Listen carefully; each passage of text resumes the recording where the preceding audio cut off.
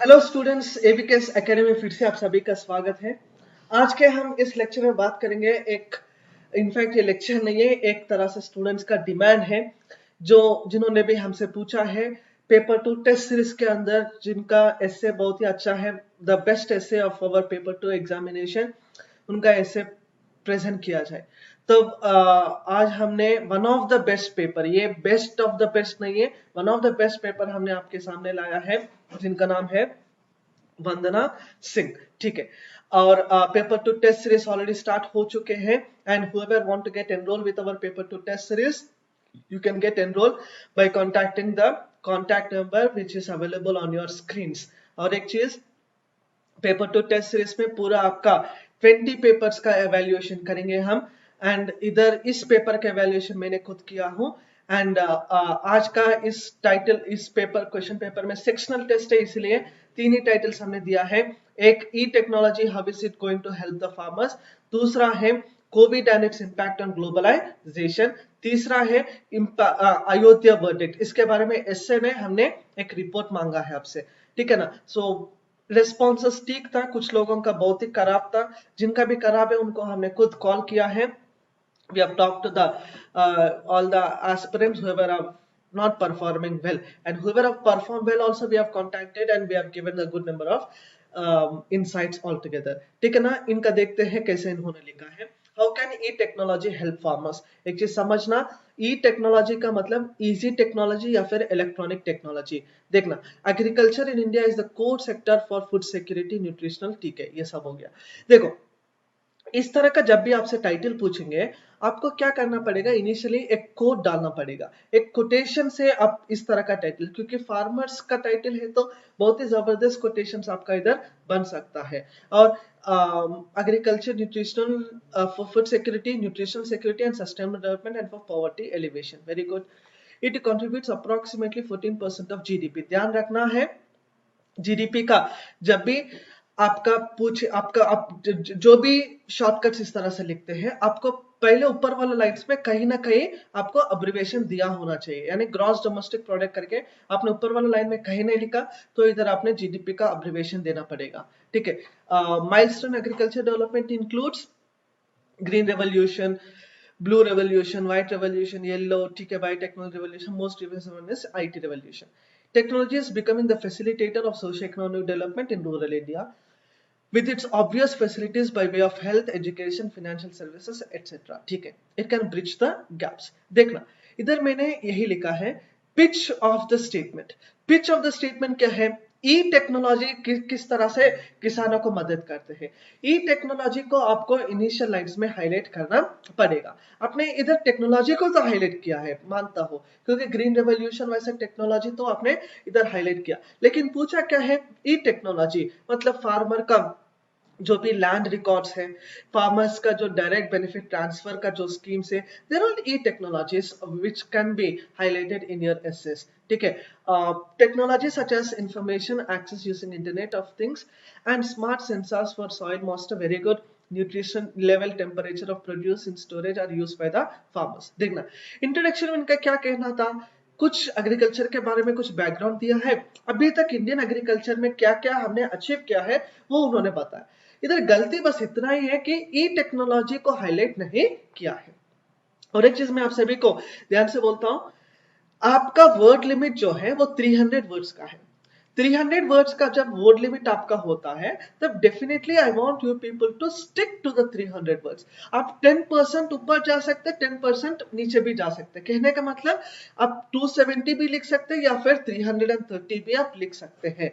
ये चीज भी आप सभी को ध्यान रखना पड़ेगा। ध्यान से देखना, एप्लीकेशन, एक second, nutrient level, temperature of produce in storage and that are used by the farmers। Okay. However, digitization and use of technology in agriculture is in confined application fields। Okay, this is all fair। Inclusive digital platform and inclusive platform will be able to provide end-to-end service for the farmers, from selecting crops, optimizing plantation timings, seeding and fertilization rates. Lessons learned from one field can be applied automatically to another. to maximize the output. This approach can improve the yield of crop by 20 to 30%. ठीक है ना, 20 to 30% इसका improvement होगा करके बताए, ये भी ठीक है. E-agriculture is a new area of knowledge emerging out of the convergence of IT and farming technique. Basically, technology helps farmers to have better access to information which increases the productivity. देखना, ये जो paragraph है ना इनका, ये मैं expect कर रहा था इन द इनिशियल पैराग्राफ्स. मतलब ये एक तरह से e agriculture, e technology, this was the expectation initially, क्योंकि examiner should never get dissatisfied with your paper. क्योंकि एग्जामिनर भी एक रोबो नहीं है, एग्जामिनर भी एक इंसान है. एग्जामिनर कई पेपर इस तरह का देखा होगा, तो आपका एग्जामिनर का क्या डिमांड है वो यदि आप इनिशियल लाइंस में ही बताते हैं, then probably you will be in the safe side. आप सेफ साइड रहते हैं. The information related to the policy and programs of the government, schemes for farmers, institutions through which these schemes are implemented, new innovation in agriculture, new high-yielding seeds and fertilizers, etc. can be reached through use of technology to ensure inclusiveness and to avoid digital divide. Very good. Access to price information, agriculture information, national international markets are beneficial outcomes of technology which enhance the quality of life of the farm. मतलब इनका इधर मैंने यही लिखा, आपसे पूरा कहना ये है डीबीटी. डीबीटी का मतलब होता है direct benefit transfer to the farmers. किसानों को किस तरह से केंद्र सरकार से या फिर राज्य सरकार से जो बेनिफिट है वो सीधा उनका अकाउंट में चला जा रहा है. प्रधानमंत्री जन धन अकाउंट्स को आप इधर ऐड कर सकते हैं. Several initiatives to meet various challenges facing the agriculture sector, challenges facing by the agricultural sector. ठीक है ना. E-agriculture part mission mode project of national e-governance plan, very good, which include information to the farmers in seeds, fertilizers, information मतलब e-technology, e-governance का plan पूरा इन्होंने बता दिया है. Meeting India's growing food demand requires improvements of multiple fronts: availability, affordability, consumer awareness, quality and safety. A holistic digital platform can address these boost agriculture. Anyways, कुछ continuity तो missing है. In fact conclusion को आप बहुत ही जबरदस्त आप लिख सकते हैं. कंक्लूजन को आप और सजेशन, कंक्लूजन में हमेशा क्या आएगा, एक अच्छा सा सजेशन आपको देना पड़ेगा. तब सजेशन तो वैसे दिया है, लेकिन और इम्प्रूवमेंट ऑफ एक अलग केस स्टडी, जैसे आप जापान का केस स्टडी, या फिर you can also take the case study of Australia, you can also take the case study of Israel, where minimum input पे मैक्सिमम आउटपुट का जो एग्रीकल्चर है that can be quoted. Word limit को ध्यान रखना पड़ेगा, मैंने बोला था इनको भी. एंड इनको हमने दिया है 6 out of 20 मार्क्स. क्लियर? ये इसीलिए दिया है क्योंकि इनका कंक्लूजन थोड़ा सा और एलॉबरेटेड हम एक्सपेक्ट कर रहे थे, और ई एग्रीकल्चर का जो पैराग्राफ है हम इनिशियल लाइंस में हम एक्सपेक्ट कर रहे थे. इधर 6 मिल गया तो आपका आराम से आपका मेन पेपर में बहुत अच्छा नंबर भी होने का संभावना है. नेक्स्ट टाइटल देख लीजिए, will Covid be a major blow to globalization. देखना, ग्लोबलाइजेशन रिफर्स टू दैट. देखना, ग्लोबलाइजेशन के बारे में, Covid its impact on globalization, कैसे इंपैक्ट होगा वो हमने ऑलरेडी आपका यूट्यूब पे मैंने खुद बताया आपको किस तरह से इसका ऐसे लिखना पड़ेगा आपको, तो हम इस पे नहीं जाते हैं ज्यादा सा. Globalization refers to the economic, social and political integration of nations. Very good. It facilitates to the spread. देखना, एक कोटेशन होगा तो कितना अच्छा प्यारा इससे बन जाता है. यही इनका एक गलती भी नहीं बोलूंगा, लेकिन एक कमी है बस. The outbreak of the new COVID-19, the outbreak of the new coronavirus COVID-19, more than 50, that began in Wuhan, China, turned into a global pandemic. More than 50 countries have confirmed that cases of the virus. The rapid worldwide spread of COVID-19 has a lot to do with the fallout of globalization, including. अभी start कर. ये नहीं आ रहा क्या इसका? वो पता नहीं कुछ प्रॉब्लम हो गया. ठीक. Travel industry, tourism and neoliberal attack on universal health care. Global leaders have reached their consensus that COVID-19 and crisis it has generated in a turning point in the modern history. ठीक है, बहुत ही अच्छा लिखा है, लेकिन initial lines में हम ये एक्सपेक्ट कर रहे थे मेन थीम, जैसे मैंने शायद एंड में भी इनका कमेंट भी यही लिखा होगा, trade, technology and tourism are the key points which we need to understand. यानी कम्युनिकेशन नहीं हो रहा है between the people, there is no sort of good sort of communication that is being taken place. So उसे भी आप highlight कर सकते हैं। और दूसरा चीज, जैसे इन्होंने लिखा, over the past few years world has been moving in direction opposite to that of multilateralism. Very good. This point was very, very appreciated to be in this particular essay. This has been an upsurge in narrow nationalism. ठीक है, ये सब तो ठीक अच्छा लिखा। US China का trade war उन्होंने हाईलाइट किया है। लेकिन देखो, more than 50 countries have confirmed the cases of the virus. The rapid worldwide spread of COVID-19 has a lot to do with the phenomenon of globalization. देखो, इस तरह का केस स्टडी आप अभी नहीं लिख सकते, समझिए। More than 50 countries have confirm the cases of the virus, क्योंकि आपको थोड़ा सा पास में इसको लेकर के जाना, मतलब हमें ये ऐसा लिखना है कि ये कोरोना वायरस का जो डिजीज है ये ऑलरेडी स्प्रेड हो चुके हैं एंड ये रिपोर्ट किया है करके आप इधर नहीं लिख सकते, ठीक है। That point which I want you to eliminate that. Countries around the world are now responding by restricting the movement of people, blocking the entry. Very good. ये पूरा इन्होंने कुछ लॉकडाउन के बारे में लिखा है. That is also very important. Institutions such as UN and WHO, which are already marginalized, may become increasingly irrelevant. There could be a return to closed, self-sufficient economic and trade policies. This can create a logistical nightmare of transporting millions of diaspora back to the country and can generate the issue of getting these people resettled and re-employed. Fantastic. This COVID-19 brings the urgent need of revival of multilateralism. The more helpful outcome would be for countries to finally realize that there is no option but no move away from nationalistic urges and embrace the logic of international cooperation through revived and strengthened multilateral institutions and process.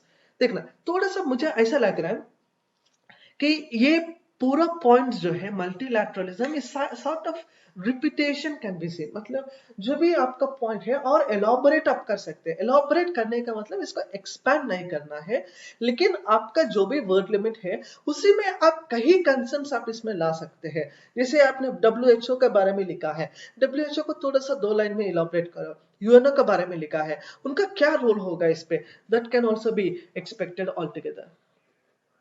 COVID-19 pandemic presents countries with all the opportunity to revive multilateralism. देखो, same thing is seen repeated again. Conclusion इनका ठीक नहीं, conclusion इनको बहुत अच्छा सा improve करना पड़ेगा. In fact, I'll train her also during my telephonic conversation with her.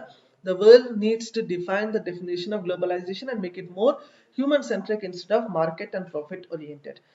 तो ठीक है, वैसे इतना खराब भी नहीं है, इसीलिए इनको 5.5 नंबर, 5.5 नंबर इनको दिया है। नेक्स्ट एक रिपोर्ट देख लीजिएगा, अयोध्या वर्डिक्ट के बारे में हमने एक रिपोर्ट पूछा इनसे। वर्डिक्ट ABC, ठीक है, ये डेट दिया है इन्होंने, न्यू दिल्ली करके दिया है, ठीक है, अच्छा है। डिफरेंट टाइटल, समझ गया?